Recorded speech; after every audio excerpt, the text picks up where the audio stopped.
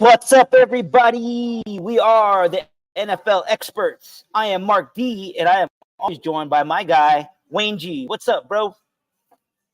What's pippity-poppitin'? You know how it goes. You and your pippity-poppitin'. All right, well, I'm glad that's a good thing. So how's your Friday going? This is a special Friday broadcast. Due to me, I started a new job. Things got a little crazy this week. So we're doing on Friday. How are you liking this on a Friday, Wayne? Not too bad. Good way to end the week. Obviously, the work week's over now, and so it's nice to kind of just do a podcast, and then we got the weekend to just chill.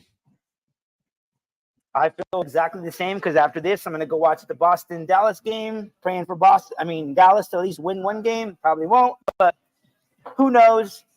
Okay, everybody out there, if you like anything you hear tonight, and you want to send us a comment, a question, or a follow, check us out on all our social media. We are NFL Experts Pod, that's plural, on Twitter, on Instagram, on YouTube, on TikTok. And if you have a topic for the show or you want to write us a comment, anything, send us an email at nflexpertspod@gmail.com. Give us a shout. Yes, sir. We are an interactive show, so we do like to hear what you guys think. We like when you argue with us because it makes us even more right because you guys are all wrong. Thank you for listening, but you're wrong if you disagree. Way to start that off. Yeah, we do have some great topics to get to. Obviously, we're going to break down the last two divisions we have, and we're breaking down the schedules and what we think the team's records are going to be. We've got some NFL news to get to, but we wanted to kick things off first with a little bit of speculation. Obviously, there are 12 teams who have never won a Super Bowl, and I can run through them very quickly here. We've got the Browns, the Lions, the Texans, the Bills, the Jaguars, the Cardinals, the Chargers, the Vikings, the Titans, the Falcons, the Bengals, and the Panthers. So with those teams listed out, Mark, let's start off with which one would you say is the most surprising that they've never won one? Well, I should mention first, for all the people out there that may not know, a lot of those teams have won NFL championships, but they didn't win a championship in what they call the Super Bowl era. That's what we're in. And I guess the one that I'm most surprised is the Lions. They were like a storied franchise when the NFL first came to be. They won multiple championships, and then somewhere along the way, they just dipped off. And then they were always that perennial loser. Every year you could bank on like how we did the schedule. That's a loss or that's a win because Detroit sucks. And that's how they've been for years and years and years. And I'm glad to see them now. Now they're finally changing it around.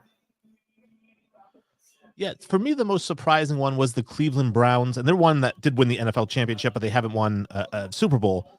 The Browns have such a storied franchise with Jim Brown, and I think Paul Brown is the coach.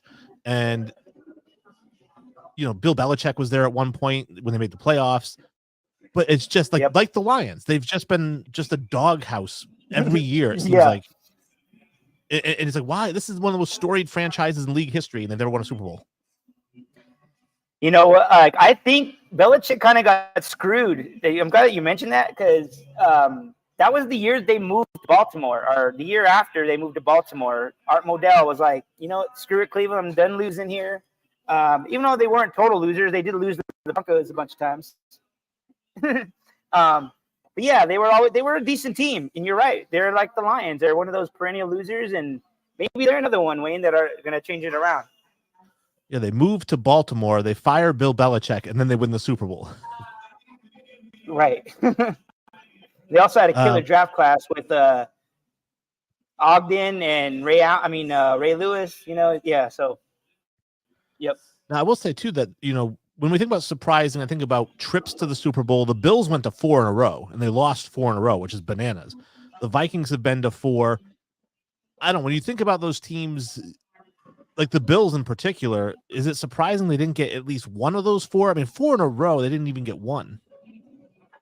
It is kind of surprising. I remember watching them as a kid, Wayne. I remember that first one. It was the first one. Maybe it was the first one or the second one. But they were in the game still at the end of the game, and the dude missed a field goal, and they lost the game. I think that was their one chance. They had the chance to win. The guy missed it. Like, they had it right there, right in front of him, and he missed it. They didn't have a chance in that 52-16 game against the Cowboys. Yeah, so I'm saying that one they were actually in the game at the end, so they did have a shot to win it all, and they just didn't do it. Well, out of these 12 teams, who's going to be next? Who's going to be the team that wins the next Super Bowl? Okay, so my prediction is I think it's going to be, where's my notes? The Bills or the Lions. I feel like they're both on the come up. They both have young, good, talented quarterbacks. They both have really good rosters. They're both in divisions that I think they both can win, which is a very good stepping stone into the playoffs. I think they both also have good ownership. So I think good ownership in the NFL is key. And I think partly why the Browns have sucked all these years, Wayne, is because they got terrible ownership. Haslam's not a good owner. Sorry. Just going to put that out there. So yeah, I'm going to say the Bills or the Lions. I agree with the Bills and the Lions. Like you said, they're the most farther along right now. And the two teams I'm going to bring up, the first one, how about Mahomes' kryptonite, if he's healthy, could get that Bengals team to a Super Bowl. Yep, that was the other one that I thought about, Wayne. They're kind of they were kind of the team that I was possibly going to pick as my Super Bowl prediction. We're going to talk about that later. But my gut just didn't go with that, so I didn't pick them. But yeah, I can see them as another one. And then the last one, this would be call it a dark horse Super Bowl contender, is the Tennessee Titans. And I know that I think I had them finishing last in that division. But again, this is a team that added, they have DeAndre Hopkins. They have Treylon Burks. They added Calvin Ridley. They added Tyler Boyd. They added Troy Pollard. They added offensive line help with J.C. Latham, and they already have strong offensive line help on the other side. They've got a quarterback with a cannon for an arm. This team, I think, could be one of those teams that surprises people who, like, when they get to playoff time, the announcers will be like, nobody saw this at the beginning of the year. But you kind of could see the Titans getting there. But they also have a rookie head coach. That's a big question mark. Okay, I guess that's fair. I forgot that, Vrabel's not there anymore. So, I mean, you're right. Everything that you mentioned, totally agree with. But, like I said, they have a new coach. He's got to build a culture there. But they do have a lot of talent. Now, looking at the road to the Super Bowl, obviously we have to break down these last two conferences. We're going to start with the NFC West, and we have obviously the 49ers, Rams, Cardinals, Seahawks. I'm curious to get your thoughts on how these records play out. Now, as you know, I've been keeping track of every record I've been doing, so a lot of these teams, their records were already set in stone before I even started looking at them. But I'm curious, what are your takes on the records for these four teams? Okay, so I have the 49ers winning the division at 12-4. Then I got the Seahawks. 12-5. Sorry. I told you the numbers still screw me up. Yeah, so 12-5 for the 49ers. And then I got 9-8 for the Seahawks and the Rams. I feel like they're both going to have like one of those seasons where they're going to fight it out to the very end every game. And so I see them both going 9-8. And I just see the Cardinals, like they're in a rebuild. They still have a coach that's still trying to establish a culture. So I think they're going to go 4-13. Okay. And I don't completely disagree with you there. I do have the 49ers also winning the division at 13-4. So pretty similar there. I do have the Rams at 9-8 like you did. And I actually have the Rams getting the wild card in the NFC West at 9-8. And then I have the Seahawks at 6-11. So I initially thought they were going to be probably like a 4-13 team, but based on all the wins I've given them previously, they end up 6-11. And then the Cardinals 4-13. They're going to be a top 5 pick again. But they do have a lot of good young pieces. They do. They still have Kyler Murray, which is a big piece. I think if he can come off that injury, I still think they could be a solid team. Maybe not this year. All right. And then in the the NFC South. So this is a real crap division, but we've got the Falcons, the Saints, the Bucks, and the Panthers. And again, how did this play out in terms of 1 through 4 for you with this division? Okay, Wayne. When I was researching this, like I did all the over unders, and then I went like you, and I started like going over their schedules, and I was kind of surprised that Vegas or whoever the betting people, they have the Panthers at 7.5 wins. Really? I was surprised by that. I know they got a lot of young talent, but I mean, Bryce Young still isn't proven. They're going with another new head coach. I mean, does Vegas think that this new head coach is going to like bring something out of this guy? I don't know. But 7.5, I thought was way high. But anyways, besides that, I have the Falcons winning the division because of Kirk Cousins. I think he's going to bring that leadership that they need, a quarterback they need that they've been needing for like all these past seasons. They've had all this talent, but no quarterback. So I see them going 11-6. And then I see the Saints going 10-7. The Bucks going 8-9. And the Panthers 6-11. Yeah, I'm glad you told me about 7.5 in Vegas for the Panthers because I may actually place a bet on the under on that one because that seems like an easy win. That is an easy one. I'm looking at similar to you. I do have the Falcons winning the division at 12-5, so a little bit one win difference. And then I have the Bucks actually in second place in this division at 7-10. That's their second place team. And then I have the Saints and the Panthers both going 5-12. Oh, top 5 picks then, huh, Wayne? Yeah, well, I mean, we've got a 4-13 team. I think we have an 0-17 team in the Giants. So it'll be a top 10 pick anyways. So you don't got faith in Baker in Tampa? Well, again, when I was doing these schedules one at a time, and this is the last division I did, some of those wins and losses were already allocated from previous ones we've done. So, yeah, I mean, just looking at, I can run through a little bit. Some of the wins I do have 7 wins. So I have them beating the Commanders, the Broncos. I have them beating the Falcons. Thanks, Wayne. Falcons 1 game. Beating the 49ers. I have them beating the 49ers. That's one of the 49ers losses is the Bucks. Oh, but I think I just allocated so many losses from the NFC East and the AFC West that it was just too much to overcome. So you just crapped on the Bucks this year. Yeah, apparently. And the Saints at 5-12. I mean, I guess I don't have a lot of faith in Derek Carr. Yeah, and apparently I do because I think I have him at 10-7. It's not like a great record, but yeah. That's funny. We're on the NFC South, and before we get into our playoff predictions, for some reason I was thinking AFC South, and you know what? Actually, we'll skip this to the end of let's talk playoffs first, and then we'll get to the quarterback situation. So playoff-wise, obviously we've now done records for every single team. We have our seeds. So let's start AFC, I guess. AFC, what is your 1 through 6 seed, and walk me through some of the playoffs here. You mean 1 through 7 seed? Because they're going to be 7. There's 7 1 through teams. 7, yeah. Okay, so my 1 seed is Kansas City. They get the bye. Then I have Cincinnati as the 2 seed. Buffalo's the 3 seed. Houston's the 4 seed. Baltimore's the 5 seed. And then you got, surprisingly, 2 teams from AFC South. Indy is the 6 seed, and Jacksonville the 7 seed. Yeah, I was not too far off. I do have the Chiefs. Again, 14-3 was my record for them. They're the 1 seed. They get the bye. Number 2, I have the Ravens at 13-4. Then at 3, the Dolphins at 13-4 in the AFC East, winning that over the Bills. Then I have the Colts winning their division at 10-7.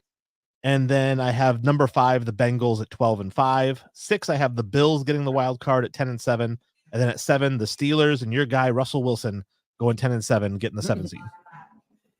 Getting the 7. Do you just do that just to dig at me, Wayne? Or do you really think that's going to happen?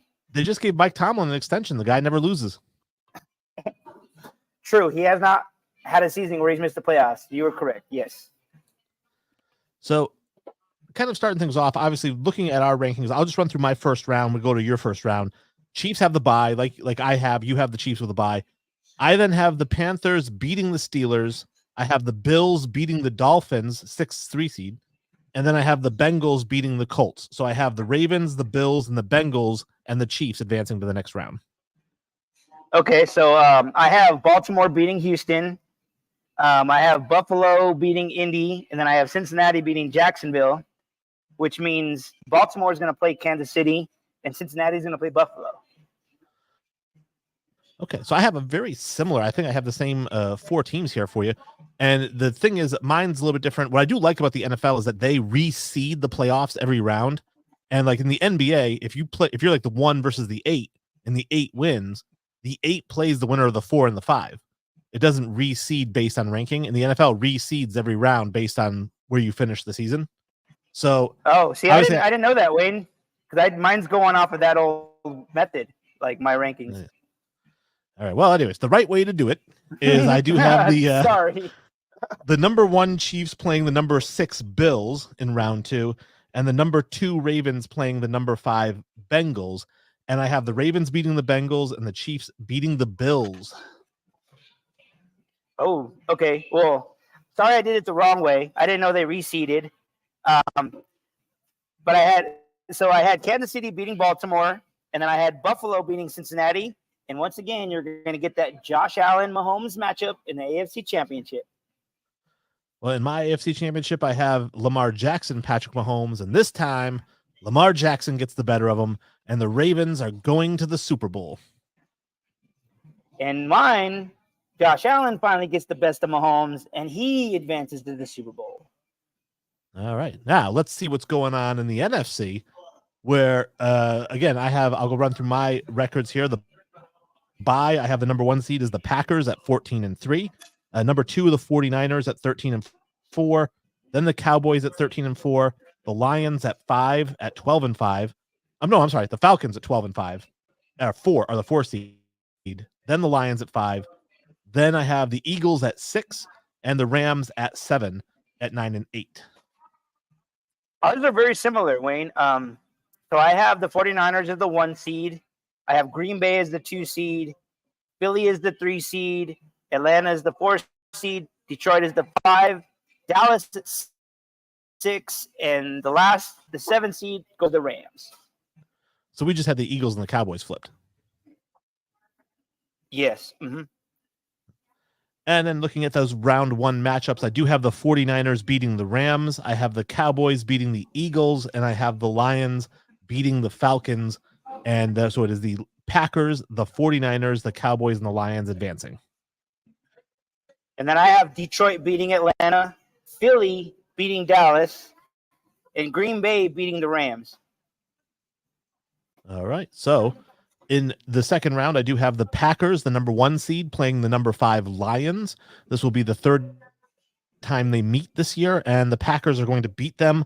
And then I have the Cowboys beating the 49ers. Good for you, Dak Prescott. You earned that contract extension. Oh, and so it will be the Packers and the Cowboys in the NFC Championship. Very nice. I think that would be a good game if that happens. Okay, so I have Detroit playing the 49ers, and finally, Dan Campbell doesn't blow it with 4th downs, and he beats the 49ers to go to the NFC Championship. And then I got Green Bay beating Philly to play them in the NFC Championship.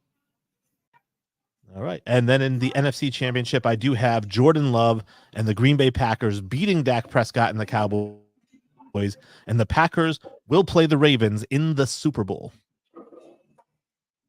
And then I have, so in the NFC Championship, you're going to see an old school rivalry, Lions versus the Packers. So this will be the 3rd time that they'll meet. And Detroit wins and finally advances to the Super Bowl. All right. And then in my Super Bowl, I do have Lamar Jackson finally winning the big game, winning the Super Bowl MVP. All you haters and racists out there can shut up because the Ravens are going to beat the Packers. Although, for all you racists out there, 2 black quarterbacks again, stuck on it. Man, so what does this say about me, Wayne? I have Detroit and Buffalo in the Super Bowl. 2 white quarterbacks. White guys. Yeah, I figured from you. But neither of them have won a Super Bowl like we just talked about. So maybe my prediction of one of these teams actually comes true. Could happen. So who do you have win the Super Bowl? Oh, Buffalo. Buffalo finally wins the Super Bowl. They get over the hump. Everybody's going to finally forget about the 4 Super Bowls they lost. Josh Allen finally brings a Lombardi home. It's going to be a huge parade in Buffalo. I'm not going to lie, even though I do have Lamar and I'm really rooting for Lamar, if Josh Allen wins, I would be happy for him as well. I think he's gotten a lot of unfair criticism because he hasn't been able to beat Mahomes. People like just forgetting that Mahomes is like one of the greatest of all time. So if Allen wins, I'll be very happy for him. I kind of look at it, Wayne, is that like that's kind of why I put him and the Chiefs battling it out again. This is going to be just reminds me, this is our generation's Brady Manning. We're going to see these guys go for it like every year in the playoffs, depending if it's divisional round, every championship, whatever. You're going to see him fight for it every year. And Mahomes has gotten the better of Allen, but just like Brady did for Manning all those years. And I think at some point Manning finally got over that and he beat Brady. And that's what I think Allen's going to finally do. Okay. Well, it'll be interesting to see. As I did mention earlier, there was some quarterback news. This is in the AFC South, and that is the Jacksonville Jaguars pay Trevor Lawrence 5 years, $275 million. I believe I called that exact contract several episodes ago. That's what he was going to get because I knew he was going to be the next highest paid quarterback in the league.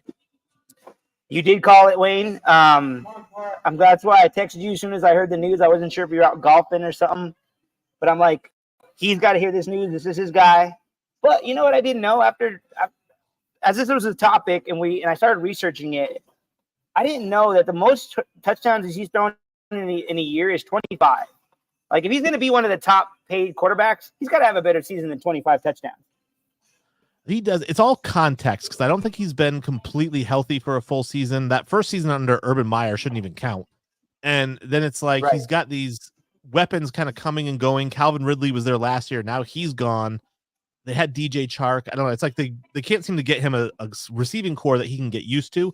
I do hope for him. The guy's got incredible talent. He's 6'6", cannon for an arm. Can throw on the run. He can run a 4.5. So, I mean, he can get out there and run if he has to, like Allen. I think he stays in the pocket more, even though he's big and he can run because he doesn't want to get hurt. He's already had knee injury. So, yeah, I'm a huge, huge Trevor Lawrence fan. I'm happy for him. I do think that he's a future face of the NFL. So it's a good move. If I'm the Jaguars, this is the right move.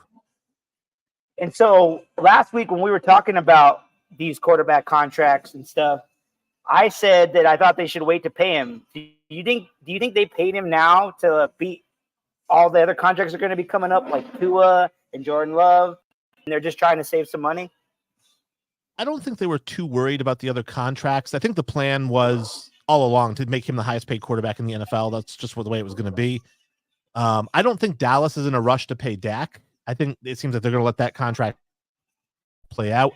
I don't think Miami's in a rush to pay Tua, even though I said that they don't really have a fallback plan. So I don't know what their plan is if they decide not to extend him.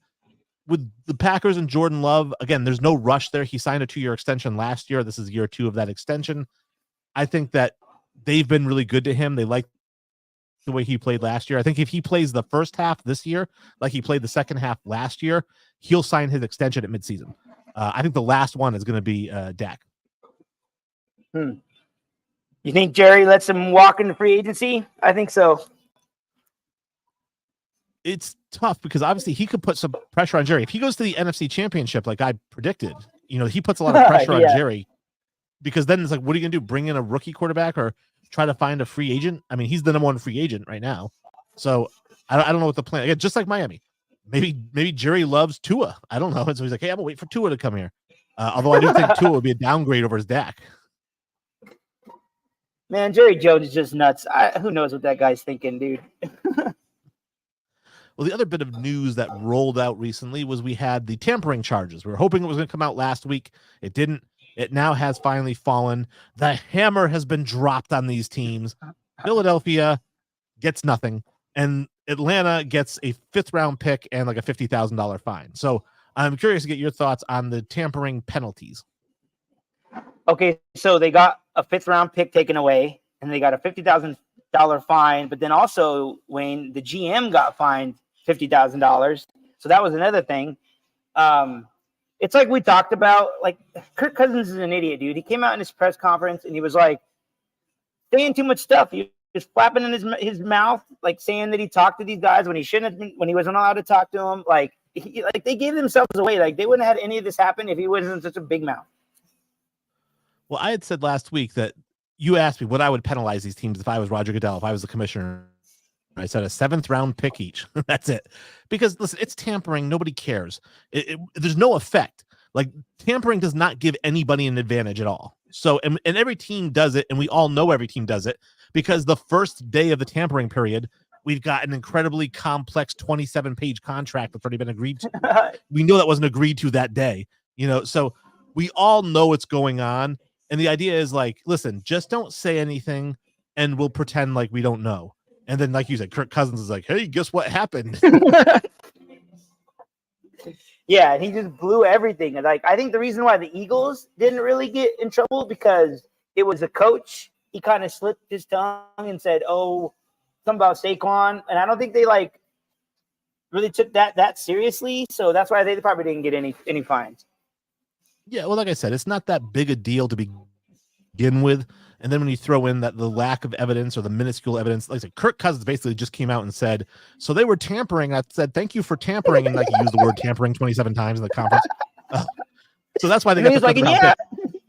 Yeah, he's like, and then yeah, he's whatever. like, yeah, and then I even tempered and talked to Darnell Mooney too. Like I recruited him to the team, like shut up. I looked up tampering in the dictionary and they said that tampering means, so I just used it a lot. And so that really cost them the 5th round pick. But like I said, nobody really cared about this happening. Even if you play in the NFC South, you weren't like, oh, the Eagles should have gotten slammed. Why? You guys all did it too. You're just mad that you didn't get Cousins, So I think that, again, no, not a big deal. I'm glad that the penalties were small. I did see in the stadium rant, we have a group chat, and somebody said it gives teams an unfair advantage to tamper. I said, you still can't sign the guy until March, whatever. So you can tamper the day after the Super Bowl, but you can't sign him until then. So other teams are calling to tamper too. I don't think it gives a team an unfair advantage to tamper. Right. It's like you said, every other team's trying to do the same thing. So yeah, they have a legal tampering period, like, come on. And it's not like he's like, I was going to re-sign with the Vikings until the Falcons called me. It's right. Yeah, for sure. He wanted to go back to Atlanta because that's where his wife's from. Now, I do want to get your thoughts on this change in the NFL, because this was kind of a topic you wanted to discuss. That's the uniform changes with some of these teams in the NFL. So I don't know if you want to run us through some of these uniform changes, like who's switching it up a little bit. Okay. There was 1, 2, 3, 4, 5, 6. Okay, there's 6 teams. They're not necessarily complete uniform changes, but there's some teams that are doing some tweaks, and then there's some teams that are doing complete overhauls. Okay, so the Lions, the Texans, and my Broncos did a complete overhaul of their uniforms. I feel like this is like, I don't know how many times the Lions have changed their uniforms over the years, but I feel like they've done it a lot. And this is another time they're doing it. The Texans, they're kind of doing like a revamp. The numbers are a little different. Colors are the same. They came out with like an alternate helmet and jersey. And then the Broncos completely revamped ours. I should say to all the people out there listening to our show, I don't like them. I'm kind of waiting to see what it looks like on TV before I like judge it. But right now, off the pictures, I think it looks terrible. I think the combinations are bad. And then you have the tweaks. The Vikings decided to come out with an all-white uniform that they're calling the winter white. It's all white and purple and silver. Kind of nice. I think it looks pretty slick. And then you have the Giants. They're going to be wearing an old school throwback from 1925. And I should tell you, Wayne, you should Google a picture of one of these because they look absolutely fucking terrible. Like, I'm sorry that the NFL, like the Giants, got to wear these for 1 week. Like, they're ugly, dude. They are ugly. That's the reason why there's a reason why they changed them over the years, just saying. And then lastly, you have the Browns. There's another little tweak. They decided to go with a white face mask to go with the same old orange helmet. Just a kind of a going back to the old days. It's just one little tweak, and that's what they did. So those are all the uniform changes. Yeah, and I will say, of all the uniforms, the one I hated the most was actually the Houston Texans, because I think it looks like the Titans uniforms. Like the H on the side is like that. Oh, it's like yeah. It's like a sky blue with like a little red. It looks like the Titans logo. Right. It kind of, you're right. It did. I didn't think of that until you said that, but yeah. I was kind of wondering why they changed Like, they haven't been a franchise for that long. I mean, do they really need a revamp? I didn't think their uniforms were that bad looking. I don't know. I feel like it's like the retro uniforms where, you know how the NBA has the city uniforms every year? I feel like the NFL is trying to do the same thing, because if you have 6 different jerseys for a team, well, then you like your favorite player, you got to get all 6 jerseys for that player, and it just increases the jersey sales, you know? The revenue, yep. The NFL is not making money, so I do not doubt that at all, Wade. I will say that the one uniform that has not come back that I've been a fan of. Now, listen, I do like the Patriots red with the Patriot pat and the helmet. Like, that's all fine and dandy. But I really would like to see them come back with the throwback, the old like blue, like the Drew Bledsoe blue ones. The royal blue. Yeah, they should. I think that'd be kind of cool. You know, it's funny. I was actually thinking about that the other day for some reason. I was like, man, what if they brought those back? That'd be kind of cool. Yeah, and then I should mention the Broncos are actually bringing back their throwbacks. The fucking uniforms I hate that we always lost in, Wayne. The orange crush uniforms. They're bringing those back this year. I'm really mad about it because all they are to me is associated with losing. So, yeah, that's another thing. So we're actually doing the throwback thing also. Now, I do want to bring up, because since we're talking about uniforms, I can't remember if we talked about it last week or if we skipped over it with the Brazil game. Did we mention that last week? I don't think we did. So maybe we commented on it. Yeah, we do have was it the Packers and the Eagles, I think it is, in Brazil. And yes, both teams wear green, but they're not allowed to wear green while they're in Brazil because of the game colors down there. And apparently they have to be escorted to and from the games by armored vehicles and all kinds. They can't leave the hotel rooms while they're down there. And the thought is like, are they both going to play in all white? Are they going to wear like their throwbacks? Like the Green Bay Packers are going to wear those yellow and blue ugly throwbacks? That's why I sent you that picture. I was like, those are the only uniforms they can wear.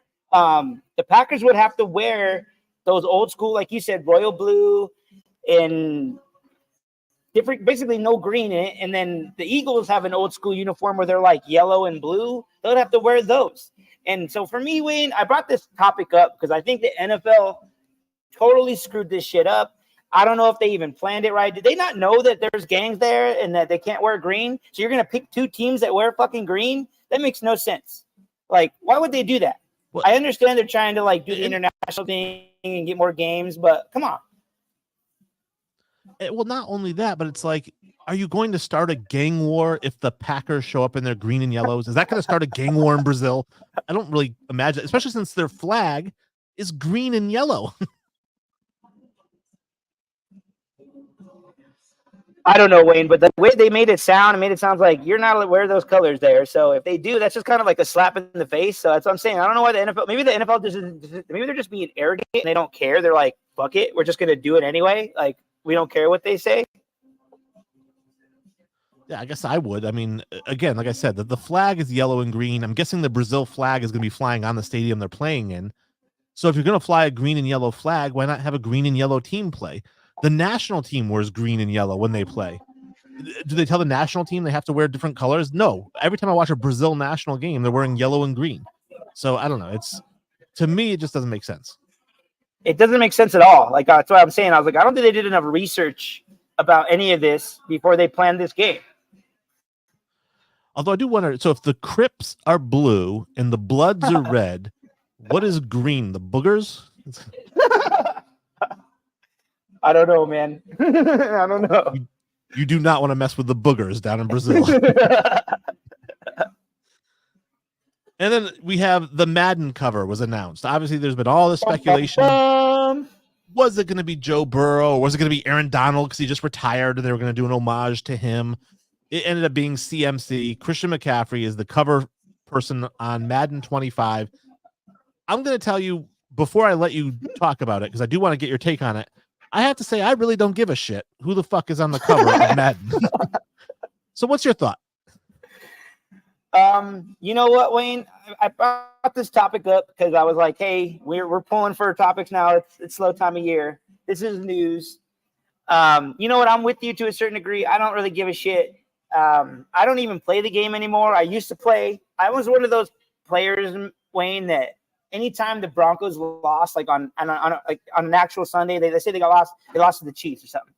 that night I would go and play Madden and kick the shit out of the Chiefs just to feel a little better. It was kind of like my therapy. I'm like, oh, it's not real, but hey, I just kicked the shit out of them. It made me, I don't know, it was kind of a backup prize. And like I said, I don't even play it anymore. And people forget also the Madden curse.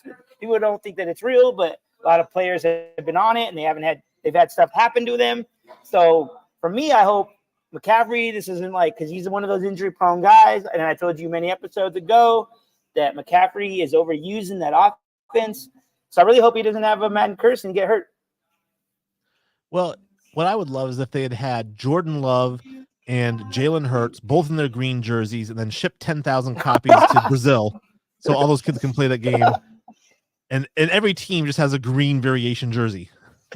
Just keep stirring the pot, Wayne. Just keep stirring that pot, bro. I mean, I thought about it. What would be interesting about the Madden cover? Like I said, I don't play the game either. I don't really care who's on the cover. It doesn't matter to me. I'm not going to run out and buy it if there's a certain cover. And even though I love Bo Jackson, he's my favorite athlete of all time. The guy is a borderline god, in my opinion. But if they had a special Bo Jackson limited edition Madden cover, I still wouldn't even buy the game. I'm not interested in it. So to me, I didn't care. But I did think that one of my favorite covers, even though I don't care, is the Michael Vick Falcons cover. That's my favorite one.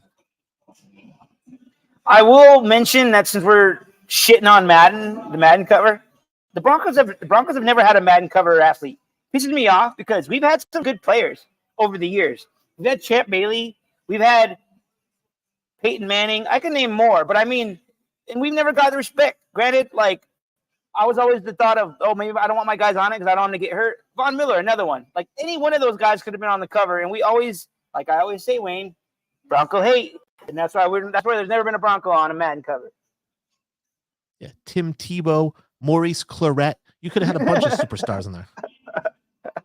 Hey, Tim Tebow, I could have saw that one happen. Yeah, I mean, he was on the cover of the NCAA game. Why not the pro one? Right. Now, you know what's funny is I have here on my list, on my rundown, it says Packers, Eagles can't wear green in Brazil. That's the next topic. So we didn't talk about it last week. It was this week. I skipped ahead. Yes, you did.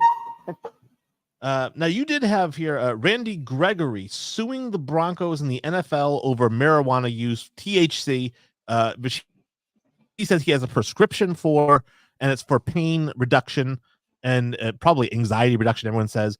I'm curious to get your thoughts. I mean, obviously, he can sue the NFL. I've said this is America. You can sue anybody for any reason. I can sue you because you're wearing headphones instead of earbuds. I can just sue you for that because this is America. Probably wouldn't get anywhere with it. Does he get somewhere with this? And do you think he should get somewhere with this? Well, honestly, Wayne, I should mention to our audience, I'm a enjoyer of THC myself. And let me just break it down a little bit. Randy Gregory is suing the NFL because they said that he had THC in his system. And okay, so let me break this down. The NFL doesn't really care if you smoke actual pot to use for pain or whatever. But Randy Gregory was getting pills prescribed by a doctor, and that's a no-no to the NFL. They're like, hey, you can smoke all the weed you want, but those pills, no. You can't touch those pills. And that's what he's suing him over. He's basically saying, like, it's literally almost the same thing. It's just in pill form. He got it from a doctor. He probably did it that way, thinking, hey, if I do it this way, maybe the NFL really won't be on me about it. So yeah, he's suing them for like $530,000. And yeah, and honestly, I think it's bullshit. Like, if they don't care about him smoking pot, what's the difference of him taking a pill? Yeah, I don't think there's a difference at all, other than maybe the milligram count of THC in, say, a bong versus a pill. Maybe a pill has 1,000 milligrams, and if you do pot, then it's just like 10 milligrams. I don't know what the milligrams difference is. That could be the biggest difference. Like, maybe there's a certain THC level that you're allowed, and if you go over that, you get the suspension. At one hand, I think, these guys know the rules. They should know the rules, right? They have their lawyers look over this paperwork. They have their agents look over this paperwork. They know what they can do, what they can't do. And and I understand this may be very legit that he's taking this, but if it's on the list, just don't. Like, we know, like, happens a lot. People taking certain supplements. I bought it at GNC. you should know if it's on the list. Like you should have somebody who knows if that's on the list. Run it by the team doctor or whatever. Somebody should be able to stop this from happening. So that's one hand. I do think that there is a list and he's responsible for knowing what's on the list. On the other hand, $500,000, this gets settled like that. I mean, the NFL is worth $100 billion. They're going to settle a $500,000 lawsuit for nothing. You think that he would have gone for more? When I saw that number 2, Wayne, I was the same as you. I was like, that's it? Like, that's not even $1 million. Why not go for $1 million? I'm guessing it has to do with probably a suspension that he served for the prescription and how much he lost as a result of that suspension. So there's no punitive damages. It's all actual damages. And so I'm sure it's just actual damages of $500,000. Either way, like the NFL just but I agree with you. Like you were saying about somebody should have told him that this wasn't on the list, but I think maybe he was ignorant in some way and he didn't know that. And he was like, hey, these pills should be okay. And they weren't. So maybe it was that also. I'm going to be devil's advocate here. No, and I agree with you. And like I said, but my whole thing is just run it by the team doctor first. Go first, you get your prescription. And I understand, like, listen, I got a prescription from a doctor, so this should be okay. They wouldn't prescribe me anything that's okay or that's not okay. But yes, they would. They don't know what your rules are. They don't operate by the same rules. Doctors have different rules than the NFL. So if you get a prescription from the doctor, then take it to the team physician and say, hey, I just got prescribed this. Is it okay for me to take it? And then if they say yes, then the team, and maybe that happened, and maybe that's why he's suing the team and the league, because maybe they did give him the go-ahead to do it, and then he got suspended. Well, because the articles that I read, he said that he's not putting any blame on the Broncos. He's mainly just adding them in because they're part of the NFL. It's what happened when he was on the team. He like the case is more towards the NFL. But honestly, Wayne, I don't even think it's the pills or him smoking pot. I think it's the levels of THC that he had. I think this guy is like a huge freaking pothead. He probably, like you said, I don't know if it's 1,000 milligrams, but he's probably doing a lot. And especially if you have to get it, especially if you subscribe from a doctor, that's got to be higher levels of THC. So I feel like his levels were just crazy high. And then it was just like, dude, we're going to let you do this, but not like that.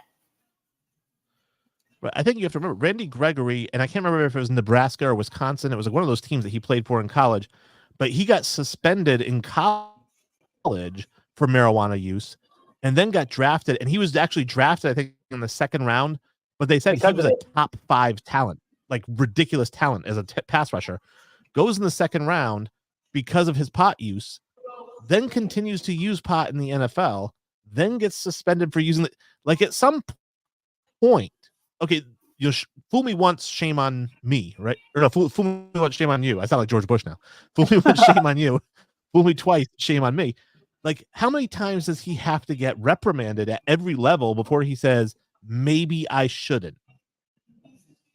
And I think this also led to why he left the Cowboys and why he came to the Broncos. Because remember, there was that writing in his contract that the Dallas had to have in it. And I think that, I don't remember exactly, but I think a lot of reason why he left because he was like, no, I want to keep smoking pot. So that's why he went to the Broncos.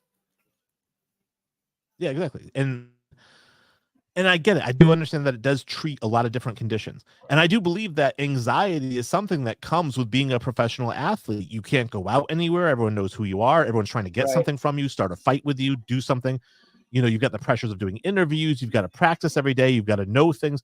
There's a lot of anxiety. And I'm not one of those people who's like, oh, boo-hoo, the guy that plays a sport for a living, gets anxiety. I believe that they face anxiety like I will never, ever experience. So I have no problem with them using THC to help with that, but I also think they need to follow the rules and check with people and make sure it's okay. And again, with Randy Gregory, this isn't the first, second, or third offense for him. Like he's like the Josh Gordon. He's the new Josh Gordon. Yeah, he is. And then also about Randy Gregory, when I was researching this, Wayne, I found out he hasn't reported to Buccaneers camp either. So the guy's a real class act. I was gonna show up to OTAs, but then I got high. Then I got high. And then I got high. All right. Now, how about we're a little bit early here. We are at the 45-minute mark, but obviously you said you had a couple of 2-minute warnings. So let's tackle both of them. We'll get some time. All right. This is nice. I get to bitch about both the things I've been talking about. Okay, so off air, me and Wayne always kind of have a pre-show thing, and I kind of give him my thoughts. He gives me his. and I was giving him my thoughts about my 2-minute warnings. I told him I had 2 different ones that I could bitch about. I kind of leave our 2-minute warnings as a bitch session. It's just something that irritates me that I got to get off my chest. In 2 minutes is I feel like it's just enough to do that. Okay, so my first gripe, I would say, would be, okay, so the national narrative on the NFL Network, there's this a lady, I don't even know what you call her, an analysis, talent, whatever. Kay Adams comes out on her show all the time, and she says that the Broncos are probably going to start Zach Wilson at quarterback. And every time I hear it, I'm like, my first question is why is this the national narrative? Why do they keep pushing this? Like, we drafted Bo Nix for a reason. Granted, Zach Wilson might start, but he's not the guy. And she's making it sound like, oh, he's going to be the guy. Bo Nix going to sit for a while. No, bullshit. Zach Wilson's probably going to play the first few games just so Bo Nix doesn't have to start up right away. He gets his legs under him. And yeah, they're gonna start Zach Wilson probably, and maybe against the Jets. That could be a spicy one. So yeah, like, I don't like the national narrative that they're saying this, that, oh, Zach Wilson's gonna be the guy. Like, we talked off air, Wayne gave me some advice and was like, hey, he's got a killer arm. Maybe he is the starter for a few games. So maybe she's right. So maybe I'm wrong about her, that she thinks this, but I don't like it that they're just driving this narrative. It's like, I want to see them drive the narrative about Bo Nix because he's the real future of this team. And for some reason, this kid gets a lot of flack, and I don't like it. It sucks. I just really want him to do good. And my second gripe, I'm not sure who else out there thinks about this, but these playoffs, the NHL finals, Stanley Cup finals, I should say. And then when the basketball finals are both going on, and both of them are both about to be sweeps. And those are not fun series to watch. And I just hope that there was more games to watch. I'm always the fan that always roots for game 7s. I'm probably not going to get a game 7 in either of these series. And I really hate that Boston's winning. I hate Boston. I'm not even a Lakers fan, but I just hate that they won all the time. And it sucks that Luke is hurt, and he's like so hurt that he can't even like win a game for Dallas, even though he's like their only offense on the team. Like, he can't play defense because he's hurt, like we talked off air, Wayne. And then hockey, I'm weird about this, Wayne. Okay, so the Stanley Cup has been won by a U.S. team over the last 31 years, I think. And the last time a Canadian team won it was in 93. So we've owned the cup for 30-some years, and I want that streak to keep going. So I'm really glad that Florida is winning this series because that keeps the cup home in America. Sorry, Canada. Yeah, I do have some thoughts. In the first one that I'll start with is because when I do the editing, I'm probably going to cut out the background noise. But a gentleman came over to Mark and said, "You're being too loud," and I thought that was funny, right? So I think I had to mention that just in case that gets cut out in the editing. I was hoping you wouldn't mention that. Then yes, I get loud. Sorry. And then, of course, I also have to. You probably aren't going to like me mentioning this, but before we started recording, we did talk about Kay Adams, and the first thing you said is, "Why are they letting this woman talk about sports on television? She should take Harrison Butker's advice and get back in the kitchen." I said, "Mark, you can't say that on the air." Don't listen to Wayne. I did not say that. Nope. Not going there. And then, as far as the sweeps go, I know we talked about it also before. That, I said it depends on if it's your team or not. Like, if you're a Boston Celtics fan, you love the idea of a sweep. But, if you're a Mavericks fan, you probably hate it. And as a Lakers fan, I know I hated the gentleman's sweep that they took from the Pistons in 04, where it was 4-1. And I would have liked the Lakers to have won 4-1, but they didn't.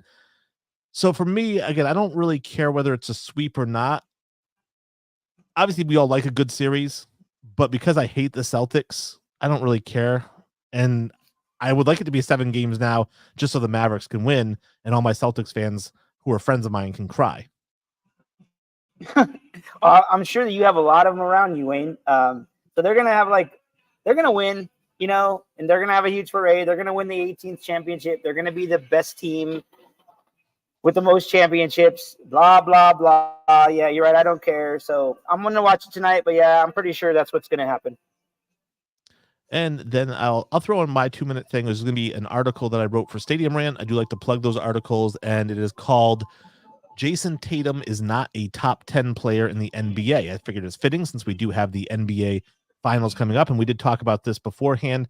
But just to throw out the 10 players that I think, at least at the bare minimum, there might be more than 10, but at the bare minimum are better than Jason Tatum.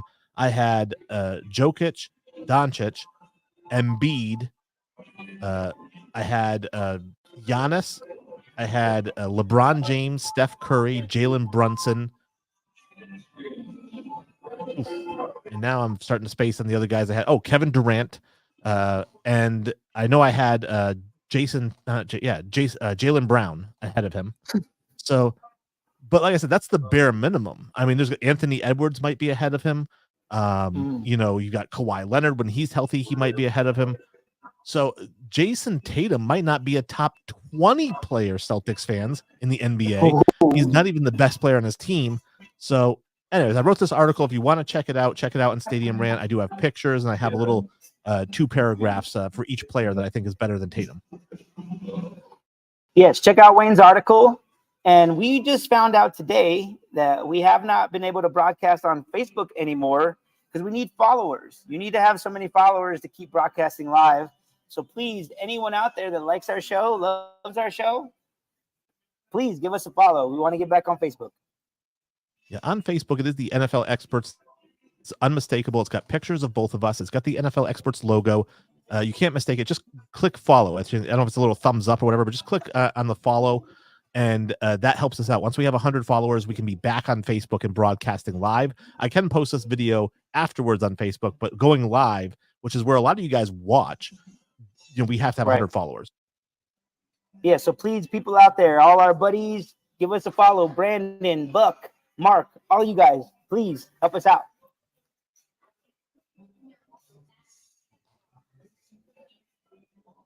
Yeah, absolutely. And so I will say thank you to anybody who is listening, who has tuned in, or who is listening on Spotify. I know that if you're listening on Spotify, you probably had to wait a week for that 2 episodes, because I've been doing 2 episodes lately. But I go on Spotify.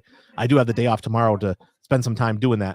And then next weekend, I will not have some time, because next weekend I'm going to be in Connecticut celebrating my 45th birthday at the Travelers Championship. Happy early birthday.